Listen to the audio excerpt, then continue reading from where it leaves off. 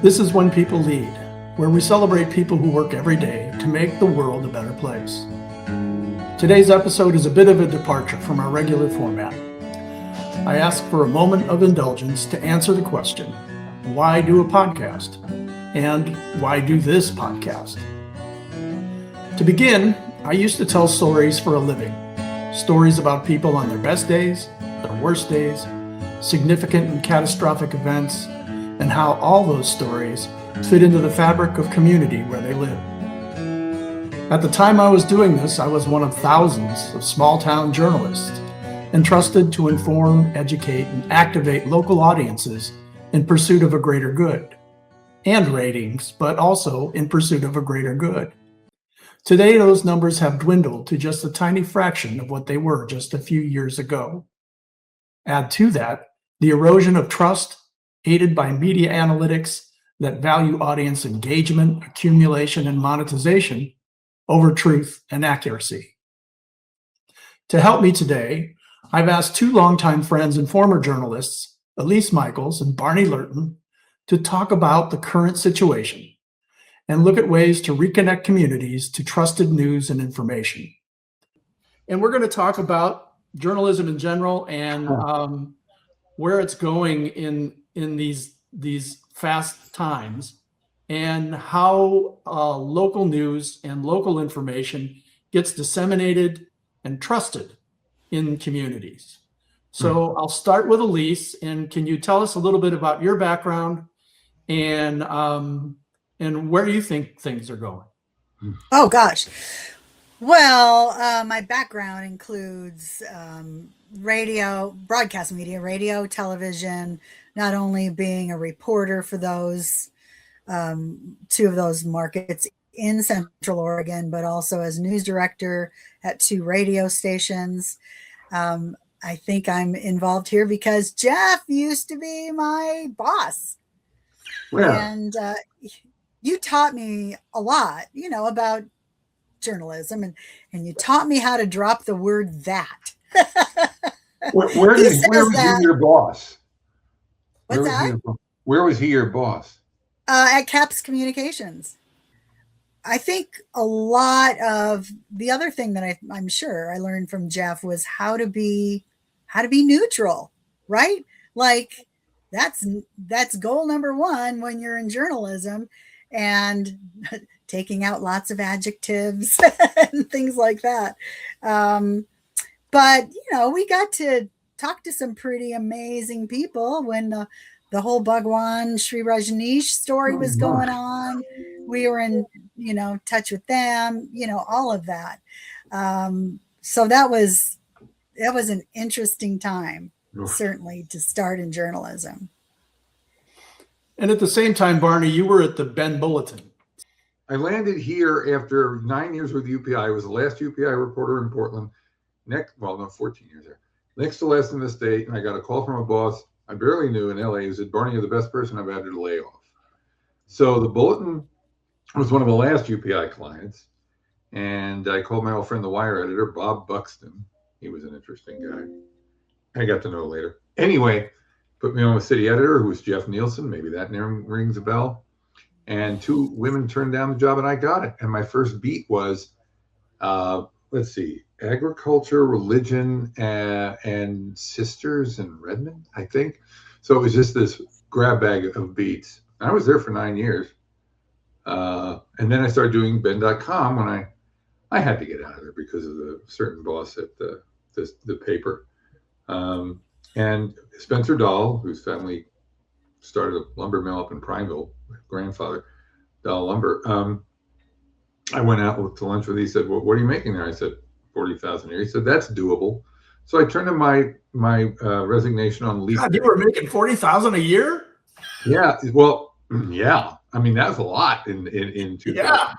That's a lot now. Are you kidding? Hey, no, I. Why do you think I stuck with my job despite a boss who was? We didn't get along very well. But that happens. Yeah, no, I did that until he ran out of money. So he ran out of money, and then I frantically networked, and I was at a county meeting or something, and told Jason Carr, who told Lee Anderson, who was the news director at the time. And I was there 21 years until this last May, which was a fitting number for Z21.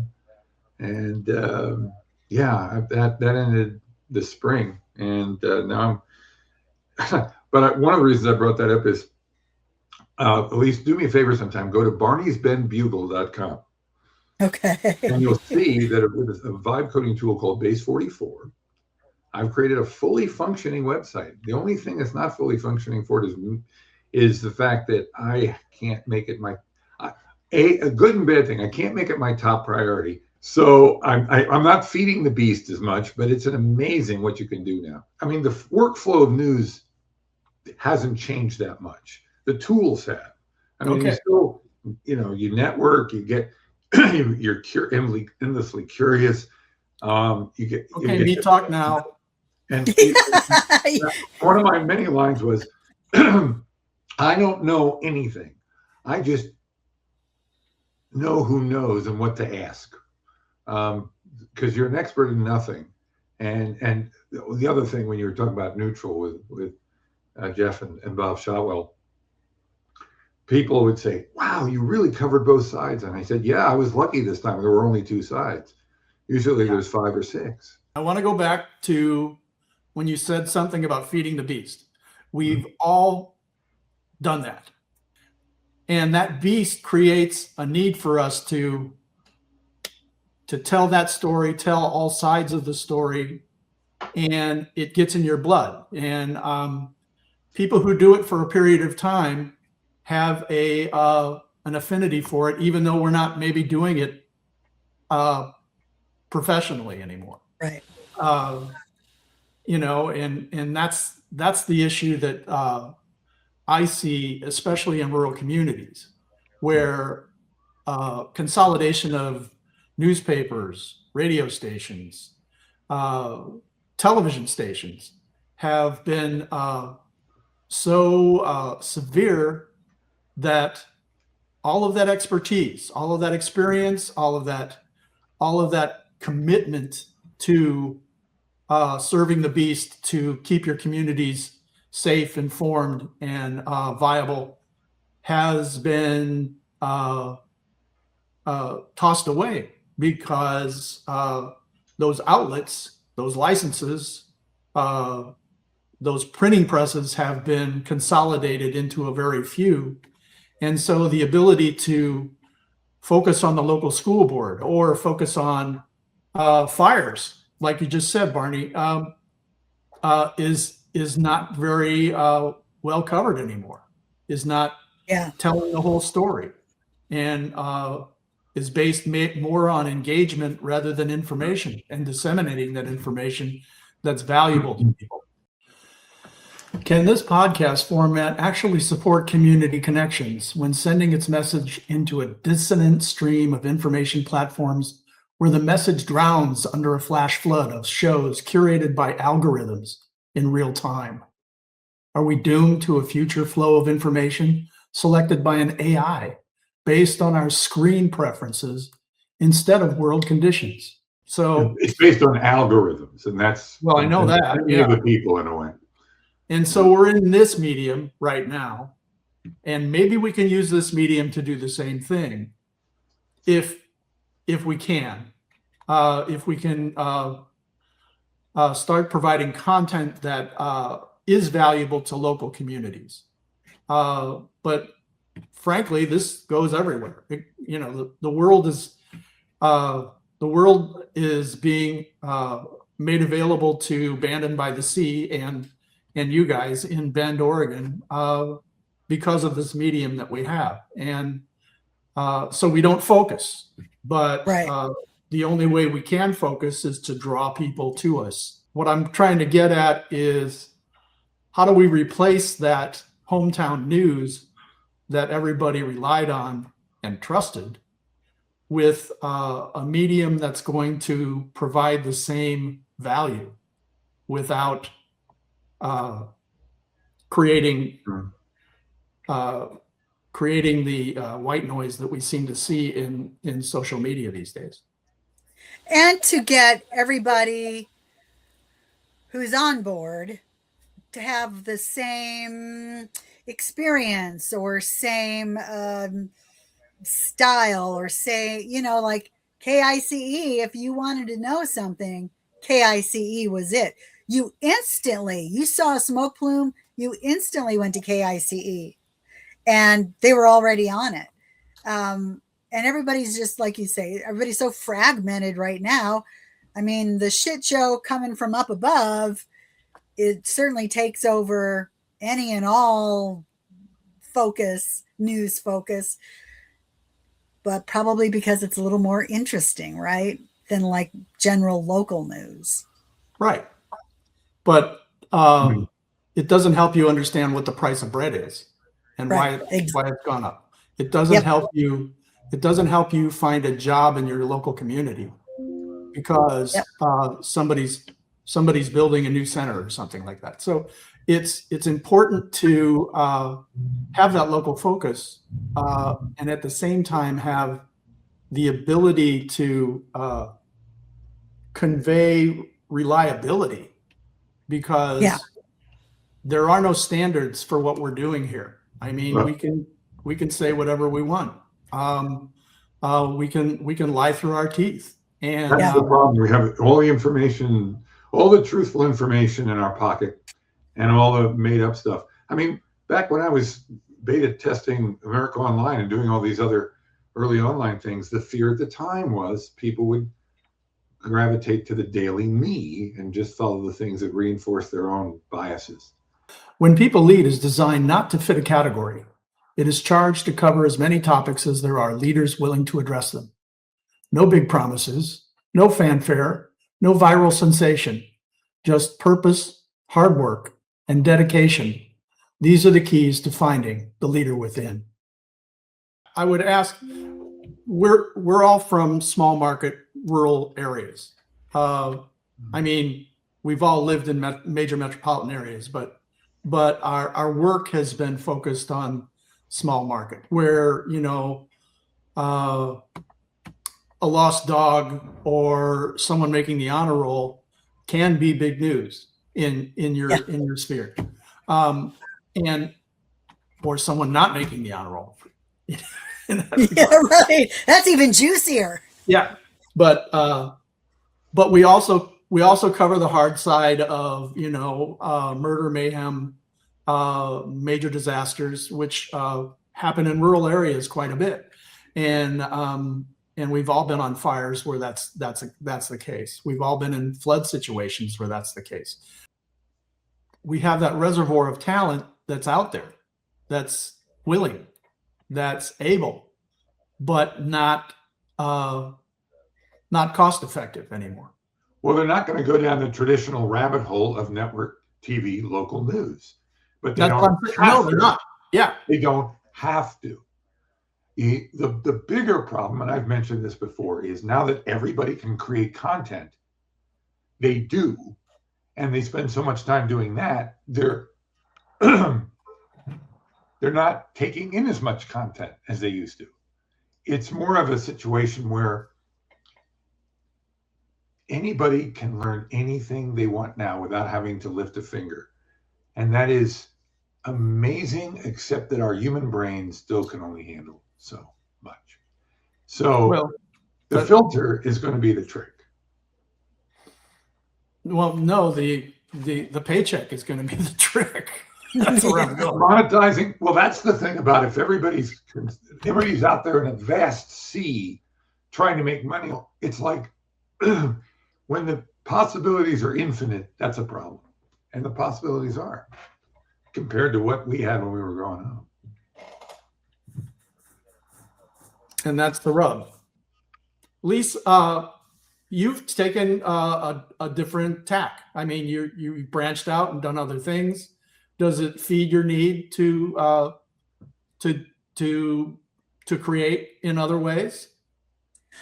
Absolutely. The thing that I find with people who take my classes, and leatherworking is one of those heritage arts, crafts, and I think that draws people, but also the fact that nothing's being asked of them to comment on, to change their mind about, to, you know, I think people are getting back to a lot of those kinds of things where, because when you're on social media doing all of that, you're reading, you're typing, you're commenting, blah, blah, blah, blah. A lot of that creativity just kind of, I feel, gets kind of pushed down. Like you're not necessarily feeding something deep inside you. And so I'm finding that people more and more are feeling a sense of relief when they're coming to my classes, of just something, just show me how to do this. And then it's amazing while we're in class, how creative they start getting beyond what I'm just showing them, because they'll be like, oh, I used to do this when I crocheted and I'm going to apply it, you know, so they're learning how to apply certain things with leather work that they did in other ways. And I think we're missing a lot of that. That's what made me kind of decide, you know, to get back into that. Of course, I'm still building websites because, you know, gotta say that's where the money is.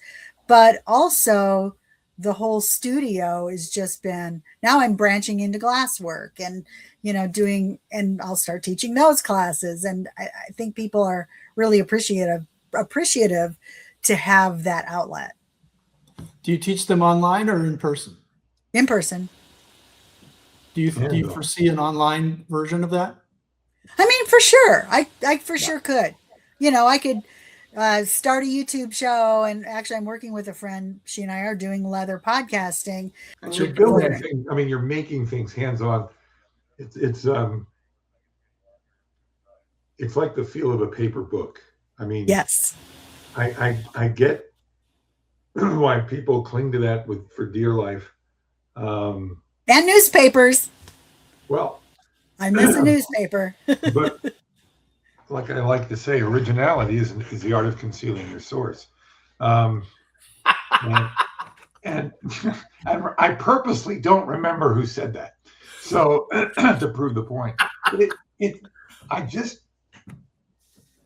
I really believe that if we can put the most important guardrails on keeping AI from becoming so smart we can't figure out what it's doing or how it's coming up with its answer, which you think of the HAL 9000 from 2001, you think of the Whopper from War Games, where it's like it gets away from us. How do we keep humans in the loop? Well, I believe AI can solve some of the problems AI creates. I think it can help solve the issue of data centers using up too much water and power. It can create kinds of batteries and storage that we never would have created on our own. So, yeah, like I said, every tool is a weapon. But I really think journalism is going to survive. And I remember seeing a bunch of reporters in a Star Trek movie, and I wrote my review for the bulletin. I said, that was the best news I saw, that reporters survive into the 23rd century, not knowing what was coming in the rest of technology. But that role of gathering, filtering, providing neutral information won't, if everything goes well, be entirely taken out of human hands. But we will be able to do more than we ever could with a reporter notebook, where I couldn't even read my own notes later. I think the interrogatory part of AI is what's missing. They're very good at reporting what happens, but they don't ask the question that is necessary to trigger that information. Yeah, the curious mind. Well, yeah. It's getting better. Yeah. Well, I mean, that's the thing. Singularity is just what it's going to be in 6 months, 5 years. That's why I like the Now Edition idea of a book that could be a living ebook, because a book about AI that publishes now, it's out of date. It's moving so fast. And, I get dozens of newsletters every day about AI and everything. And, some of it's all about the latest models and all the rest. But a lot of it's the philosophical existential questions of, I'll just use the word humanity. And is it something that can help us understand each other better? not just the issues, but the people involved. That's why I got involved with Braver Angels. Ever heard of that, Elise? Braver Angels. I actually moderate the very small subreddit for that on Reddit, and it's a group that's been around 10 or 15 years, and their slogan is "Let's depolarize America." And as a guy who started a blog 15 or plus years ago called Rejecting the Blame Society, because we all know blame works, solving problems is messy. It's much easier to just blame the other side for all the problems. Say, when I get in there, I'll fix it. And then you get in there, you find out why it was done that way. So you don't change it the way you promised, and people think you got bought off by the system. This conversation is about the podcast. And is the podcast medium, in your assessment, a viable alternative to that lack of newspapers, television, and radio stations that are disappearing right and left? I should let Elise talk. Is it viable replacement? I mean, that may be the way we go, you know. We don't have like anybody who was like, let's just say radio, anybody who shows that had DJs who would come on and do the news or talk about, oh, there's an accident on Highway 20 or blah, blah, blah, blah. Those are no more. I'm starting out with celebrating people who make a difference in the world, who try to make it a better place. So I'm not whining about anything. I'm not telling you how bad the world is. I'm not yelling at you.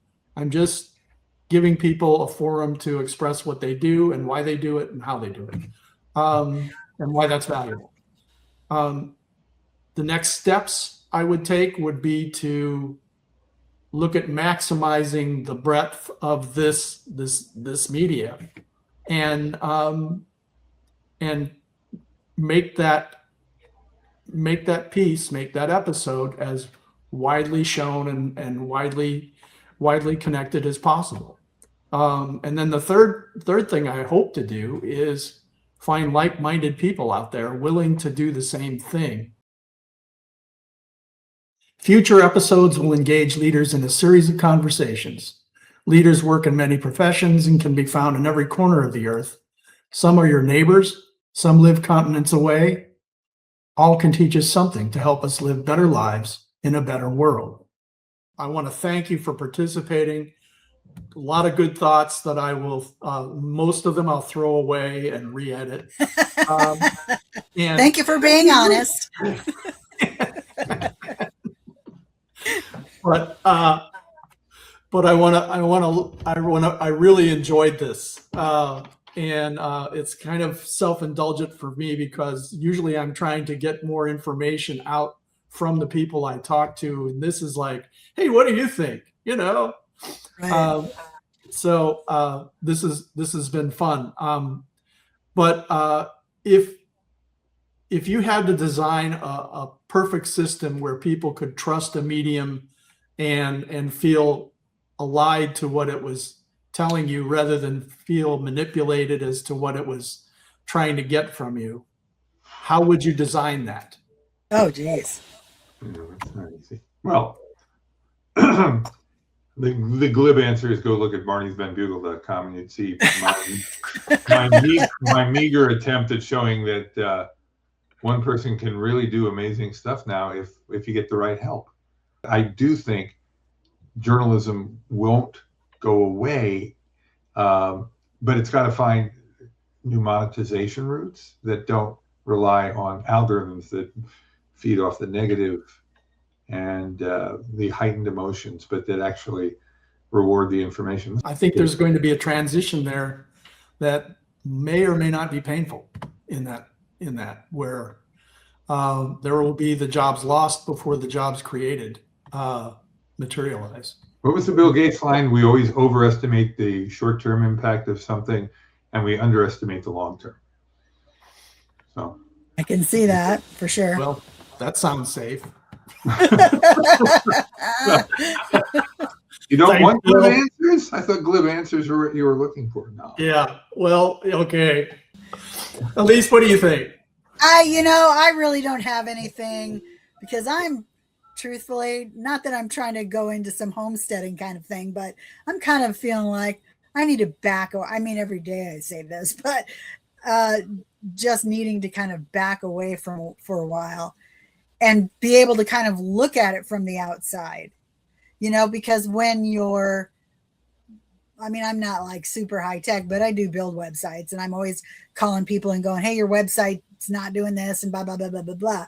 But um, I just don't like, I don't know AI anywhere near as much as like somebody like Barney or somebody who's using it on a daily basis. I just know enough to go in and go, hey, show me who the CEO is of whatever. I mean, like, I don't even use it for anything huge. Okay. Yeah, I mean, I think for a lot of people, if they don't get to it, it'll come to them, and it's going to come in a form we can't quite understand yet, because it will be as human as we let it be, I guess. In these challenging times, please take a few moments to learn about everyday actions bringing hope for a brighter future. We celebrate leaders in art, science, culture, justice, and the environment. From a remote little town on the southern coast of Oregon, we will connect communities, share experiences, and shine a light on what anthropologist Margaret Mead called those small groups of committed citizens who change the world. Our thanks to Elise and Barney, the leaders we celebrate and those yet to come. Production and editing services provided by Dudley Peacock of The Way of Podcasting and Pat Homestein. I'm Jeff Rollet. Are you a leader in your community? Do you know a leader making the world a little bit better each day? We want to hear from you. Let us know by contacting us at whenpeoplelead.com. Thank you for listening, and don't forget to subscribe to When People Lead, wherever you get your podcasts. Like us, tell your friends, find the leader within.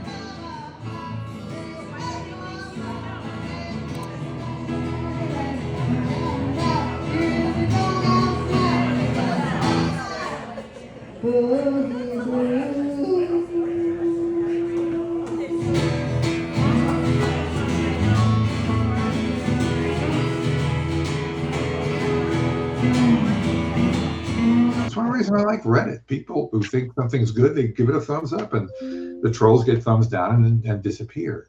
And I think if we can have that kind of an influence over the information in front of us and not believe everything we hear.